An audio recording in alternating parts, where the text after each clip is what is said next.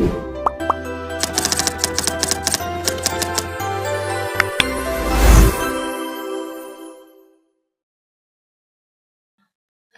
warahmatullahi wabarakatuh. Selamat pagi Brosa. Di sini kami dari kelompok ujian akhir semester akan mempresentasikan mengenai strategi nilai dan juga masa depan Tesla menembus pasar global dan tentunya Indonesia sendiri.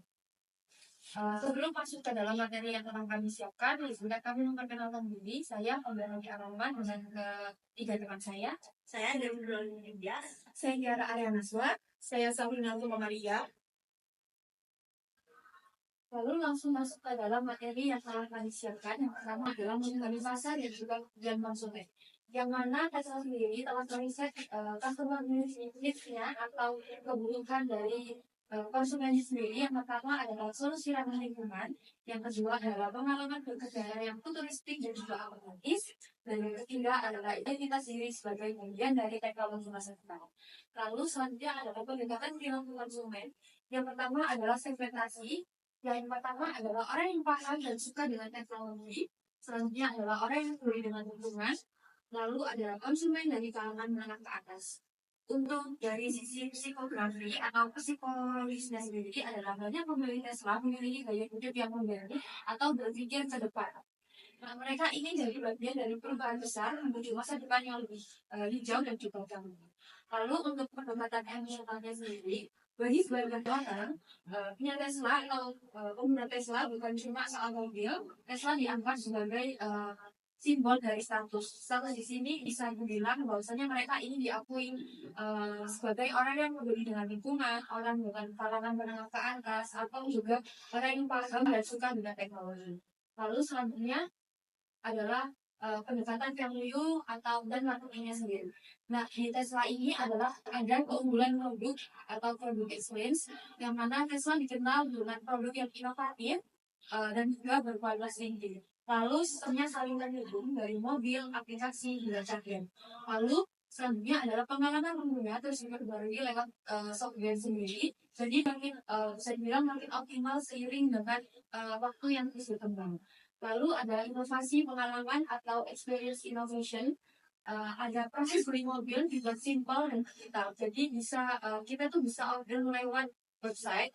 Lalu juga berkendara terasa lebih modern dan juga interaktif karena di sini Tesla itu menggunakan perkembangan self driving itu. Lalu ada pemilihan Tesla menjadi bagian dari gaya hidup yang berteknologi dan juga ramah lingkungan, kembali ke slide yang sebelumnya. Lalu ada ketertarikan emosional atau brand endorsement-nya sendiri. Tesla membawa visi besar mendorong energi bersih bukan sekedar jual mobil. Lalu figur Elon Musk dan juga komunitas pengguna dan produk yang viral memperkuat citra brandnya sendiri. Nah, uniknya Tesla di sini tuh tumbuh besar tanpa iklan. Jadi Tesla ini bisa dibilang promosinya lewat mulut ke mulut, yang mana mengingat bahwasannya figur Elon Musk ini sangat-sangat bisa mempengaruhi. Lalu selanjutnya, selain akan dijelaskan oleh next masuk ke slide customer value. Yang pertama ada produk dan layanan lain terintegrasi. Tesla akan memberi listrik dari supercharger, pembaruan software, hingga solusi energi seperti panel surya dan baterai. Kemudian semua produk saling terhubung dalam satu ekosistem yang terintegrasi. Selanjutnya, digitalisasi dan efisiensi distribusi. Penjualan dilakukan langsung melalui website tanpa perantara dealer. Konsumen bisa memesan, menyesuaikan spesifikasi, dan menerima mobil langsung dari pabrik dengan proses yang efisien dan personal. Lanjut ke inovasi harga dan skala. Harga dapat disesuaikan secara fleksibel berdasarkan permintaan pasar dan biaya produksi. Lalu fitur full self driving juga ditawarkan dalam model langganan, memberi konsumen pilihan sesuai keluar. Jadi maksudnya harga yang disesuaikan secara fleksibel berdasarkan permintaan itu adalah Tesla itu sangat amat memperhatikan konsumen mereka. Jadi konsumen akan dibangun harga sesuai dengan apa yang mereka mau. Jadi seperti mobil dan lain sebagainya itu pasti terdapat perbedaan harga. Oke, next.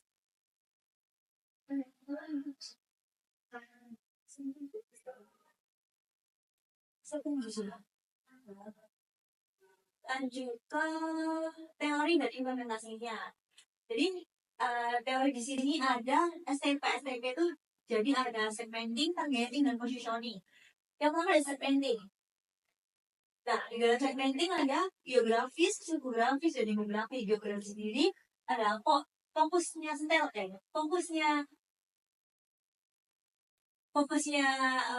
si mobil ini, brand ini adalah fokus pada pasar di negara maju seperti Amerika Serikat, Tiongkok, dan Eropa. Psikografis, konsumen peduli lingkungan dan teknologi. Demografinya adalah bisa dicakup usia 25 sampai 55 tahun dengan penghasilan menengah ke atas. Lanjut ke targeting. Di targeting ada early adopter teknologi, orang yang suka inovasi dan sanggup bayar mahal. Selanjutnya adalah high income customer. Fokus awal pada mobil premium seperti model S dan X. Sekarang mulai ekspansi ke segmen mass market dengan model 3 and Y. Lanjut pada positioning. Mobil listrik premium berteknologi tinggi, ramah lingkungan, performa tinggi dan stylish, icon gaya modern, dan solusi perubahan iklim. Selanjutnya teorinya ada marketing di 4P. Jadi produk mobil listrik premium, harga dinamis, tempat online dan global, promosinya media organik dan Elon Musk tadi. Selanjutnya ada AIDA model. AIDA model itu ada attention, seperti peluncuran viral dan interest. Peluncuran viral. Terus interestnya teknologi canggih, desainnya prestige plus misi. Actionnya pemesanan online. Lanjut ke customer value proportion. Mobil listrik terbaik dan masa depan transportasi. Kesimpulannya, Tesla bukan hanya sekedar menjual mobil, tetapi menciptakan nilai yang sangat dalam melalui pemahaman perilaku konsumen secara psikologi, inovasi berorientasi masa depan, ekosistem terintegrasi, kapasitas iklan. Next. Selanjutnya ada perilaku konsumen pada pasar potensial Tesla 10 tahun mendatang. Yang pertama ada terpasang mobil listrik ini yang permintaannya ini meningkat karena kesadaran isu lingkungan dan efisiensi energi, dan harga baterai ini cenderung turun. EV ini semakin terjangkau, dan ada konsumen ini fokus pada biaya jangka panjang dan bukan hanya sekedar harga beli. Dan yang kedua ada perpindahan dari kepemilikan dan penggunaan. Dan untuk tren ini untuk tren ini bergeser ke layanan transportasi seperti robotaksi, dan mobil pribadi ini tetap diminati, dan segmennya ini menengah atas, dan ada model langganannya ini, dan bayarnya ini pembil mulai bermunculan. Dan yang ketiga ada preferensi konsumen muda. Untuk konsumennya ini lebih memilih model yang ramah lingkungan dan canggih dan digital. Dan Tesla ini dipandang sebagai simbol gaya hidup modern dan progresif. Next, bisa dilanjutkan. Dan selanjutnya ada pasang potensial Tesla dalam 10 tahun ke depan. Yang pertama ada dominasi jarak tempuh. Tesla ini menargetkan menguasai sebagian besar jalan tempuh kendaraan dunia, dan meski hanya 30% unit, Tesla ini diproyeksi capai 60% total jarak tempuh global. Yang kedua ada pertumbuhan robotasi. Tesla ini akan menghadirkan hingga 200 juta robotaksi yang menggunakan mobil yang menggantikan mobil lama, dan ada jadi inti model bisnis ini masa depan efisien, berskala dan berulang. Potensi ini pendapatannya ini 3-6 triliun dolar per tahun, dan ada integrasi ekosistem.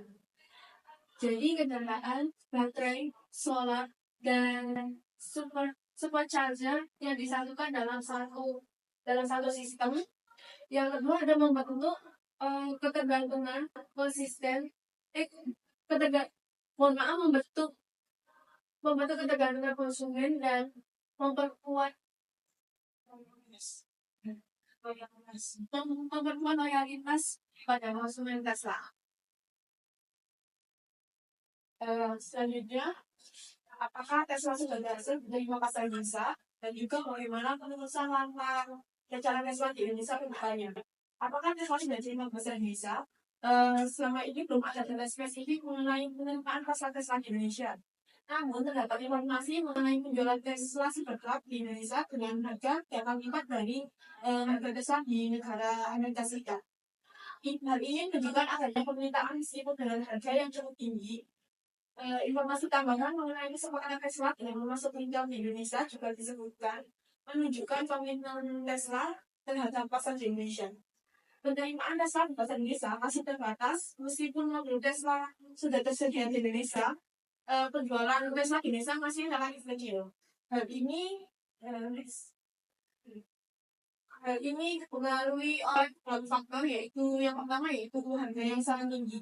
Harga unit Tesla seperti yang kita sebelumnya jauh lebih mahal daripada harga unit Tesla di negara lain. Hal ini membuat harga hanya terjangkau oleh segmen pasar yang sangat terbatas. Yang kedua yaitu kurangnya infrastruktur pendukung. Indonesia masih kekurangan infrastruktur pendukung kendaraan listrik seperti stasiun pengisian daya mobil listrik. Yang ketiga yaitu persaingan. Tesla menghadapi persaingan dari merek mobil listrik yang menawarkan harga lebih terjangkau dan juga sesuai dengan kondisi pasar di Indonesia. Untuk rencana Tesla di Indonesia kedepannya yaitu berupaya meningkatkan kesadaran masyarakat terhadap akan pentingnya mobil listrik untuk lingkungan. Yang kedua yaitu pemerintah Indonesia juga berupaya mendorong penggunaan kendaraan listrik seperti memberikan bantuan subsidi bagi calon pembeli yang ingin membeli mobil listrik. Yang ketiga yaitu ada juga pembicaraan mengenai potensi investasi Tesla di Indonesia, termasuk kemungkinan membangun pabrik baterai. Secara singkat, rencana Tesla di Indonesia telah berubah secara signifikan dari rencana pembangunan pabrik mobil, fokus kini tampaknya beralih ke investasi di sektor ISS. Kepastian dari rencana ini masih belum terungkap secara penuh. Keberhasilan investasi Tesla di Indonesia dipengaruhi oleh beberapa faktor, yang termasuk kesiapan infrastruktur, regulasi pemerintah, dan juga kondisi pasar. Baik, mungkin sekian yang dapat kami sampaikan mengenai ujian akhir kali ini.